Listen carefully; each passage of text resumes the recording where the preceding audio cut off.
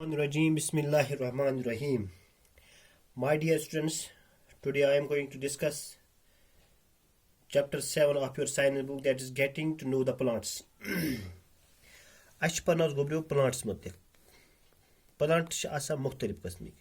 Öç asan lakit, öç asan böd, adin asan support zarurat, öç kara zemin pet creeping. Godnik point vanishing. The first point, vanishing means go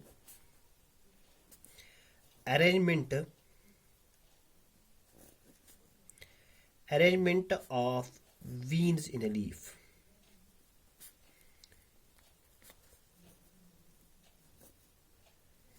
मिसाल के तौर पर, if we take the example of a leaf, this is a leaf, these are the veins of a leaf. These at the arrangement of these veins, this is called venation. Yus venation ch asan, doi qismik asan. Akh asan reticulate venation. One is known as reticulate venation and another is known as parallel venation. Yum veins asan ekis leafs man doi qismik asan. Z cheez chum banawan. Doi qismik tariq ch asan esa ye panturis man. Akh wana reticulate venation. When the veins forms a net-like structure, this venation is called reticulate venation. When these veins form the net-like structure in a leaf, that venation is called reticulate, and this venation is called reticulate venation. When the veins are parallel to one another, misal ke agar irpantula sho wushmut, temish veins asan parallel.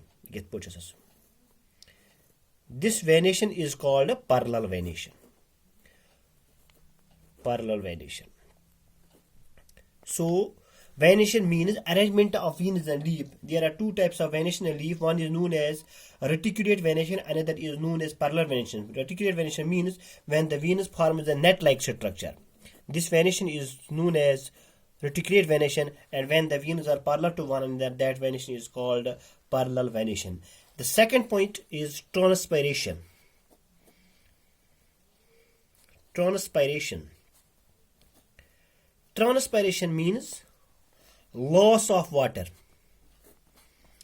Transpiration go loss of water from the leaves through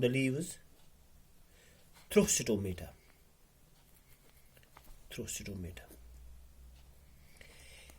Panturish asan lakit pores. This is the leaf. Yachsan lakit pores, taman pores asan vanan stomata. Stomata are present both upper as well as lower side of the leaf. Stomata yim asan ch asan panturis pitmi side te bunmi side te. Magar apur charawa plants loss of water. Apur plants loss of water. When there the loss of water through these stomata, this process is called transpiration. Loss of water from the leaves through stomata, that point is called transpiration. And the third point is xerophytic plants.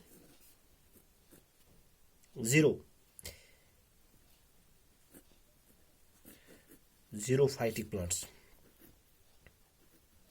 Ish X magar awash Z. Xerophytic plants get tam plants. Yim grow karan in a dry habitat. Zero means dry. Phytic means plants.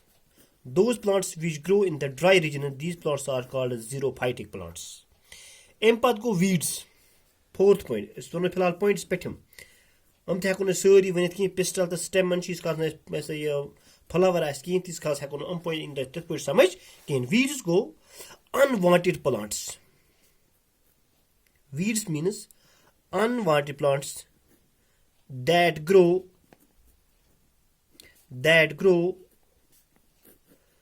side by side to the main plant. Unwanted plant get tam plants yim na azurat asan ch ki. Yim as noksan vatnavan kulis. Taman plants ch wana unwanted plants. Misal ke tour par we agar vari mans gasu acha hawk asa sai vari mans yat is nol khol wana ch. Hawk ch wana nol khol. Palki ch wana spinach. یُس ہاکھ چھُ آسان تَتھ چھِ وَنان أسۍ نول کھول نول کھول یُس ہاکھ چھُ آسان اَتھ سایڈَس چھِ لۄکُٹ لۄکُٹ گاسہٕ یِوان these are also called plants but these plants are unwanted plants أسۍ چھِ کَران کٲم أسۍ چھِ لۄکُٹ کھٲنۍ نِوان أسۍ چھِ یِم پٕلانٛٹٕس کَران رِموٗ یِم اَنوانٹِڈ پٕلانٛٹٕس آسان چھِ یِم سٲنِس ہاکَس نۄقصان واتناوان چھِ أسۍ ترٛاوو گۄڈٕ کَرو کٲم أسۍ چھِ ژوٗر کَران تہٕ کٲشِر پٲٹھۍ وَنان چھِ أسۍ چھِ کَران ژوٗر اَتھ ہاکَس تاکہِ یِم پٕلانٛٹٕس یُس گاسہٕ لۄکُٹ لۄکُٹ آسان چھِ یہِ چھِ أسۍ کَڑان نٮ۪بَر کیٛاہ چھِ کَڑان نٮ۪بَر تاکہِ سُہ مین پٕلانٛٹ یُس آسہِ سُہ گژھِ گرٛو اَصٕل پٲٹھۍ تَتھ اَنوانٹِڈ پٕلانٛٹٕس چھِ أسۍ کَران تِم وَنان ویٖڈٕس اَتھ خٲطرٕ چھِ دَوا اَکھ دیٹ میڈِسن اِز کالڈ ویٖڈِسایڈٕس یا چھِ أسۍ دَوا چھَکان یُس پَگاہ تھل ول لاگان چھِ أسۍ تَتھ چھِ أسۍ چھَکان أنٛدۍ أنٛدۍ پَتہٕ سُہ دَوا تَتھ چھِ أسۍ وَنان کَچہِ دَوا یَتھ أسۍ وَنان چھِ کٲشِر پٲٹھۍ سُہ چھِ أسۍ چھَکان اَتھ تھٔج منٛز تاکہِ یُس أنٛدۍ أنٛدۍ سُہ پٕلانٛٹٕس یُس مین پٕلانٛٹ یُس آسان چھِ تَتھ أنٛدۍ أنٛدۍ کھَسہِ نہٕ بیٚیہِ گاسہٕ کِہیٖنۍ تَتھ تہٕ گاسَس چھِ أسۍ وَنان ویٖڈٕس سُہ چھِ اَسہِ پٮ۪وان رِموٗ کَرُن کیٛازِکہِ سُہ چھِ یُس پٕلانٛٹ آسان چھِ مین پٕلانٛٹ تَمِچ یُس سۄ یہِ زرخیزی آسان چھِ سُہ چھِ کَران ختم تَوَے چھِ اَسہِ وقتہٕ وقتہٕ پٮ۪وان یہِ رِموٗ کَرُن تہٕ اَمہِ پَتہٕ چھِ اَتھ بیٛاکھ پویِنٛٹ پِسٹَل تہٕ سِٹٮ۪مَن چوٗنٛکہِ یہِ چھُ فٕلاوَر سۭتۍ رِلیٹِڈ فٕلاوَر گژھِ آسُن أتی ہٮ۪کو أسۍ یہِ پویِنٛٹ یہِ سَمجھٲیِتھ تہٕ وٕنکٮ۪نَس چھُنہٕ یوٗت ٹایم تہِ نہٕ کِہیٖنۍ پٕلانٛٹٕس چھِ مُختلِف قٕسمٕکۍ أسۍ چھِ ۂربٕز شرٛبٕز اینٛڈ ٹرٛیٖز اِنشاء اللہ اگر نٮ۪کسٹ کلاس اوس یا آنلاین کلاس گوٚو بیٚیہِ مےٚ روسٹَرَس منٛز تَتھ منٛز ووٚنمُت اِن ڈِٹیل ۂربٕز شرٛبٕز اینٛڈ ٹرٛیٖز چوٗنٛکہِ یہِ چھُ پٮ۪وان اَپلوڈ کَرُن بہٕ ہٮ۪کہٕ نہٕ وٕنکٮ۪ن اِن ڈِٹیل تۄہہِ پَرنٲیِتھ کِہیٖنۍ یَتھ آف لاین کلاس منٛز وما علینا الا البلاغ المبیٖن